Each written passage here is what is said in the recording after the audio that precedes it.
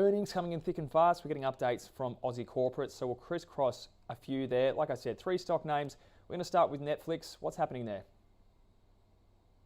Yeah, it's actually a good story for Netflix last night. We see the Netflix share price has jumping roughly about 10%, and mostly as coming from the uplifting Q2 earnings. We see from the Q2 earnings, the earning per share has been jumping up from about $2.9 per share to $3.2 for the Q2.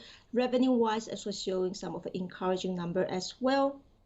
I think one of the most key things that has been encouraged the market, not just in Netflix, but also the broad Nasdaq index has jumping up last night, is that from the subscription numbers, which is showing a decline. Well, for the quarter one, we still remember what happened to Netflix that after they reporting the first decline in the subscription, the share price is dropping about 19%, and that back of time is dropping about 200K. But for the Q2, they're actually showing that the subscription number has dropping even more than that. But why the market has been kind of taking is a positive number. Well, I think the main reason is because it's actually better than what the market expecting. So before the earnings, the market is expecting another decline, about 2 million subscriptions. But well, Netflix seems to be half that number, so which has been taken as a positive as well. But what's even more encouraging the market is that Netflix actually expecting this decline will be just a temporary thing. They are expecting on the Q3, they are showing a new positive number in terms of the subscription.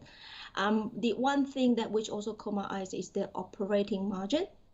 As we know that when everyone's talking about inflation, price pressure, the markets always have a big question mark for the high growth company or technology companies, especially when looking how they're going to manage their cash flow and also margins. But I think based on Netflix, what we're seeing, they're still above 20% of margin, while they're still showing the company still able to overcome the price pressure, but also the labor shortage problems as well.